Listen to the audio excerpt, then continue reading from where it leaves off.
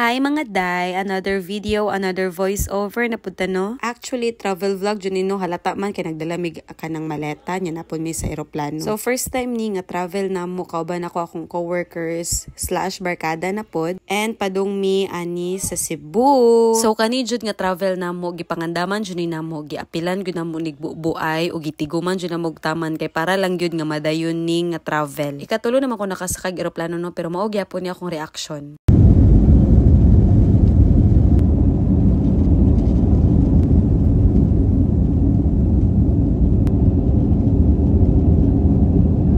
Nakulbaan ko pero to nakita na nako ni nga view na wala gyud tanan. Pero pag landing maupod ni ako ang reaction.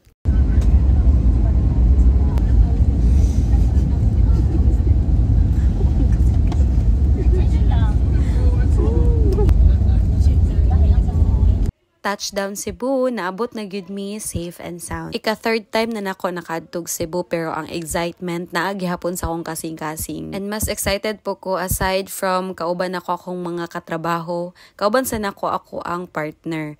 So for sure lingaw jud kaayo ni nga tour. So for our first day itinerary is muditso dayon mi sa port para mag-adto na mi og Bohol. So Cebu to Tagbilaran is worth 800 pesos. Padulong lang na siya. So kung balikan is 1,600. Kaya wala may nakaapas sa 1:30 PM na biyahe. So naghulat pa mig mga 1 hour bago sa mo ang next nga biyahe. So gigutom na jud akong friend no, kita man jud kaayo. So mao ni among sakyan Ocean Jet 688. So fast craft ni siya. Tama ba? Fast jet or fast craft?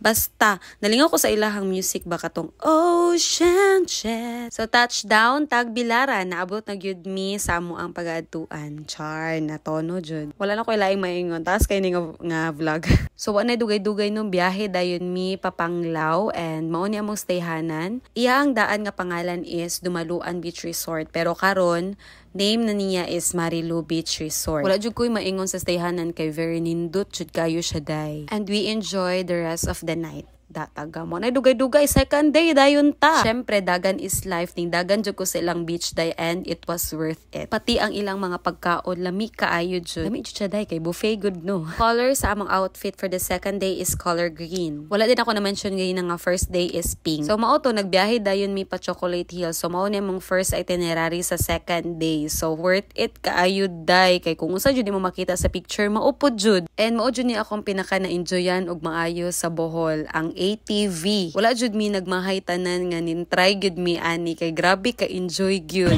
Money say padagan.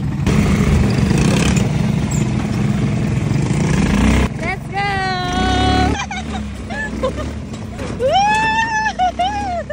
Trauma.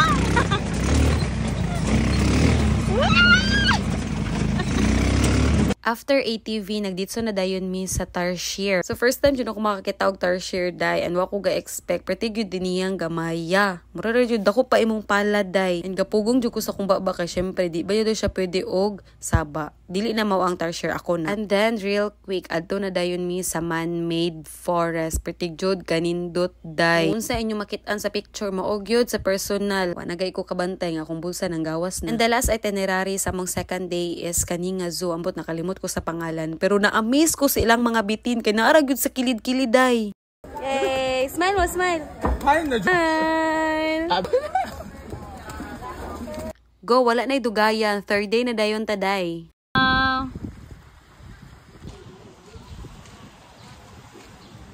So, first itinerary sa among third day is mga dumi sa floating cottage. Mao ni siya tong luway, labo, ay sa to, lubak. Ay, tsaka sa lubak. Lubok de ay day. Wa na, nabuang nataan niya itong voice over.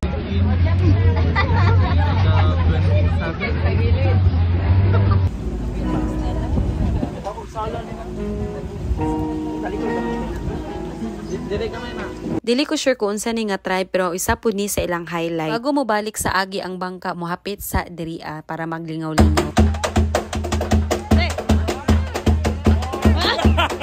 So after dito, nagbiyahe dayon mi padong sa Baclayon Church. And then, hapit na pod mi diri sa bee farm. Ayun! Bisi kay tanan og kubkob. Sa bee farm, daghan jud kag mapalit, mga pasalubong, mga pagkaon, mga bags, and everything. And for the final itinerary, sa mong third day is diri sa Hinagdanan. Tama ba ko? Kaya pa bang VO burn? Yung maragwa na tanamao. So, paspas na kayong panghitabo no, go. Biyahe dayon mi, pabalik og Cebu. Asa nagsa dayon jud baboy. Asa nagikan? So, pag-abot na mo sa Cebu, ning dito na dayon migsugbo merkado for dinner. Kung lamian nga pagkaon imong gipangita sa Cebu, mao gyud niya ako mareko, guys. Promise, swear. Actually, daghan man jud makanan sa Cebu, pero isa to sa akong mareko. So, wa nay paglangan no, fourth day na dayon ta. So, mong first itinerary sa mong fourth day is sa Sirao Garden. Amo ang color sa outfit is brown, beige, or light brown. Nadyo may color coding kay og nay mawala isa, dali ra na mo pangitaon.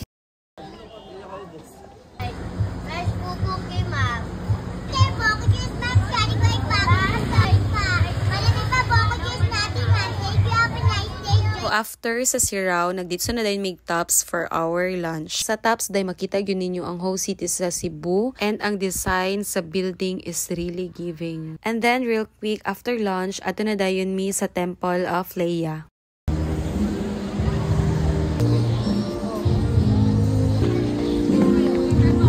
First time gud nimo sa Temple of Leia, ma-amaze jud ka sa ilang mga interior designs. Mura bag imong feeling kay ikaw si Leia.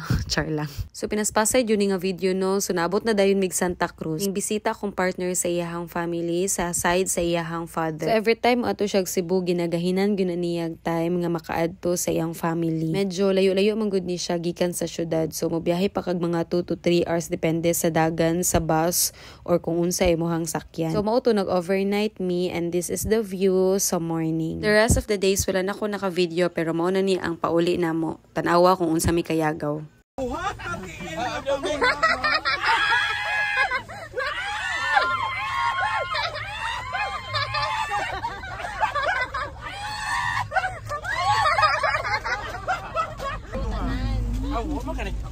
Naglalis mo din ito.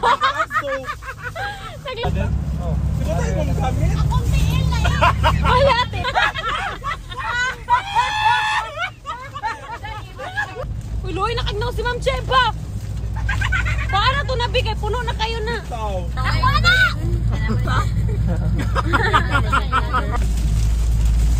Buhat, buhat doon eh.